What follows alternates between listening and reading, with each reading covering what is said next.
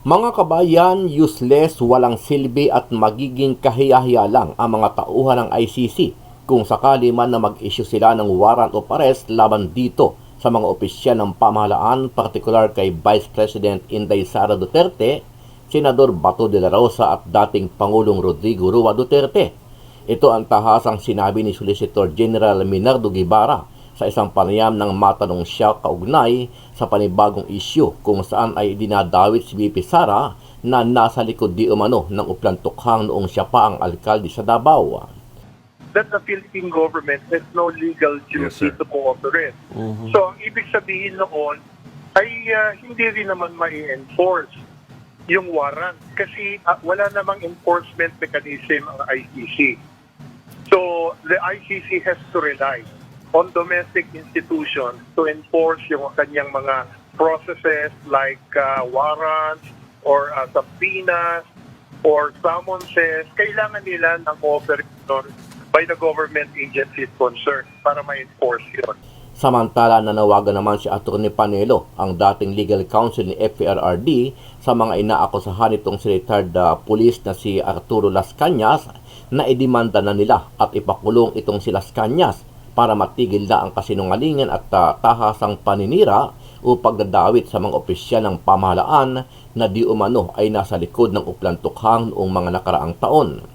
I will suggest that BBM-SARA, Ronald De La Rosa, Christopher Bongo, both senators of the Republic, since they are being implicated falsely, under oath at that they should file criminal charges against Lascanas. Pakulong na nun natin yan para tumigil na yung kasinungalingan yan. Yun. Ganun lang naman yan. Demanda mo. Hindi lang yung i-demanda nyo ko. I-demanda kita. Pakukulong kita sa mga kasinungalingan mo. At sa ibang balita, matapang at tahasang hinamon nitong si Congressman Marcoleta itong si Speaker Martin ROMUALDEZ na mag-step down na sa kanyang pwesto kapag napatunayan na siya ang nasa likod o mastermind sa People's Initiative kung saan ay gumagastos ng bilyong pisong pondo ng taong bayan para lang sa pansarili niyang kapakanan. I am not defending the Speaker of the House of Representatives. I will repeat this. If this investigation will find out na siya po ang nagpondo, I will politely ask him to step down. Kahit kailan po hindi natin magagampanan, hindi natin magagamit yung isang modality to change the Constitution, which is the Constituent Assembly. Every time an invitation is issued to the Senate by the House, ang answer po, dead ma. Dead ma. So kailan po natin gagamitin ng Constituent Assembly? We cannot. Ano ang masasabi mo dito, kabayan? Sama-sama nating panoorin ang buong video at pag-comment nyo po ang inyong mga reaksyon at sariling opinyon. Pero bago yan, muli po ako nag-iimbita. Sa mga hindi pa po nakasubscribe sa ating channel na Kabayan News PH, pakipindot po ang subscribe button at pakiclick na rin ang notification bell para lagi kayong updated sa mga bagong upload natin na legit at napapanahong balita.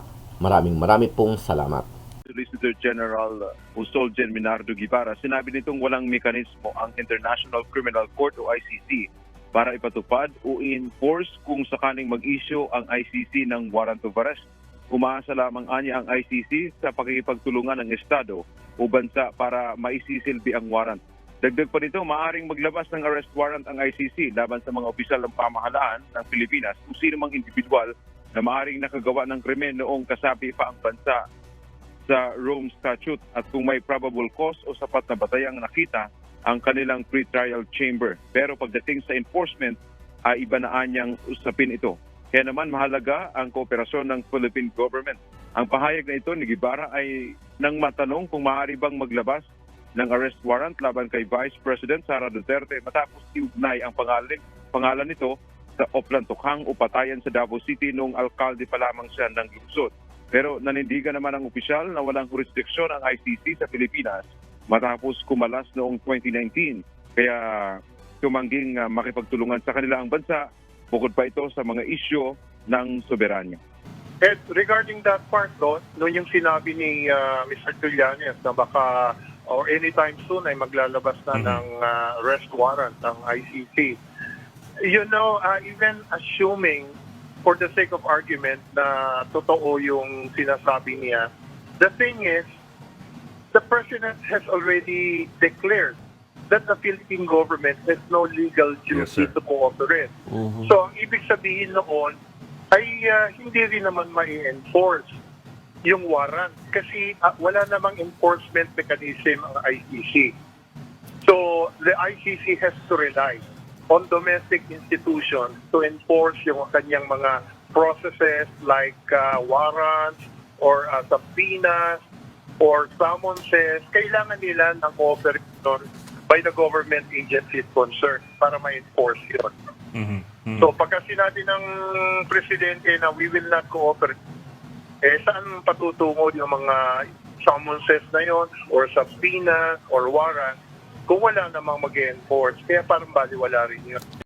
Well, tama naman sinasabi niya at yun din ang sinasabi natin. Another thing, I will go beyond what she said.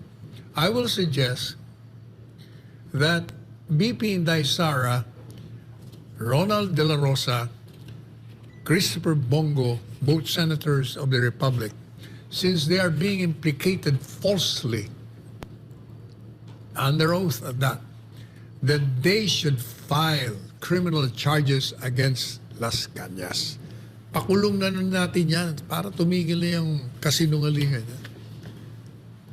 Yun yun. Ganun lang naman yan. Demanda mo.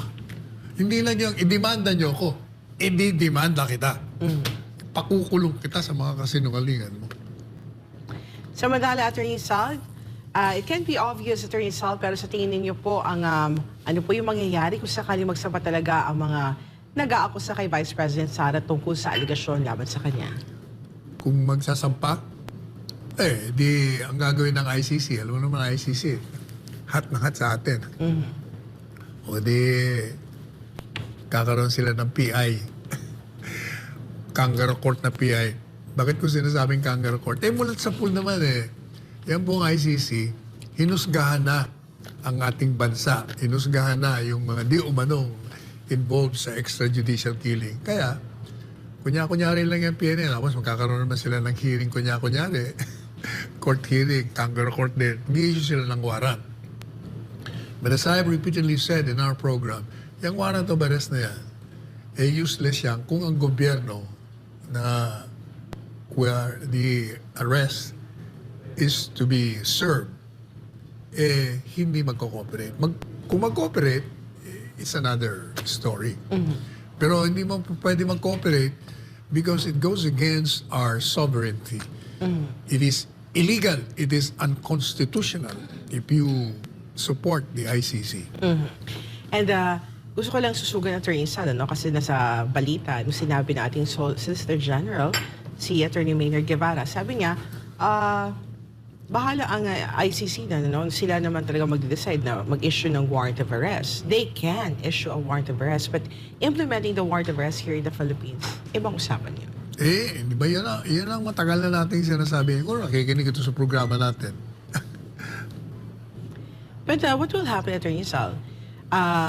Para mag-succeed ang International Criminal Court sa warrant of arrest na issue nila, they need the cooperation of our government. Definitely. Kasi ang magsiserve niya yung mga pulis natin.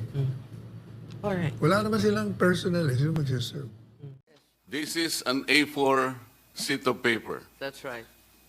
10 signatories per sheet. If Anthony Abad is out to get 8 million votes to satisfy the threshold of 8 million, this is the requisite of the People's Initiative, he will need 800,000 pieces of this A sheet. Nakita ko po yung nakakuha ko ng isang ream nito. This paper was imported from Indonesia. This is 70 GSM. I want to ask Anthony Abad, kinuwenta ko po kung magkano siguro about 1,500 something reams. $500,000 pesos, ito pala mong papel. Ipiprint mo ito, palagay mo na lang 2 piso. 800,000 sheets, that 1.6 million plus 500, that's about 2 million. Saan niya kinuha ni Anthony? Maybe we can ask questions directly from this guy. Hindi yung mga nakatakip ang mukha. They're so brave enough not to be able to expose their faces in the public. I'm sorry, Mr. Senate President, but I read your rules of evidence. If the substantive rights of people affected in this hearing, they should also be protected. How can we, for example, confront the accusers if they are all masked? Hindi po ganito. I am not defending the Speaker of the House of Representatives. I will repeat this. If this investigation will find out na siya po ang nagpondo, I will politely ask him to step down.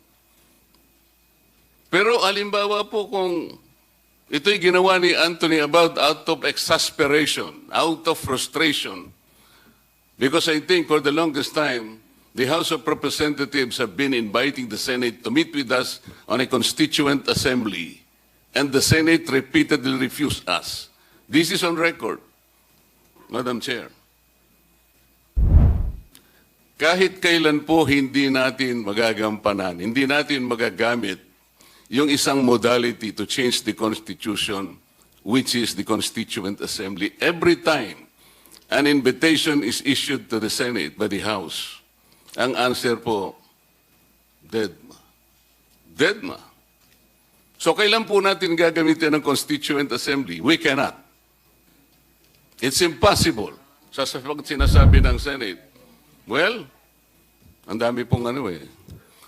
Okay, bago kami makipag-meet sa inyo, you will have to agree that separate voting.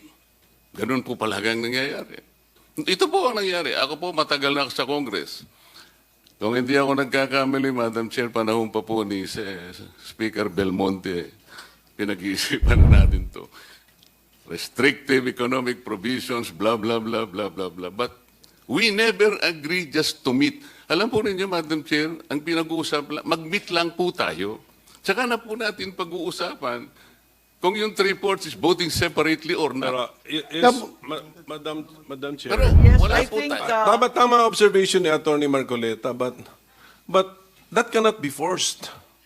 If the Senate does not want to amend the Constitution through a Constituent Assembly, the House cannot force it. Ganun lang po yun, as simple as that. So therefore, No one is forcing, Senator. precisely. So there should be no complaint kasi we are two autonomous bodies. Ayaw nung isa makimit sa Constituent Assembly. The complaint arises from the fact that you do not want to meet with us. So Madam ang Chair. question, how can we make use of that particular Yes, modality?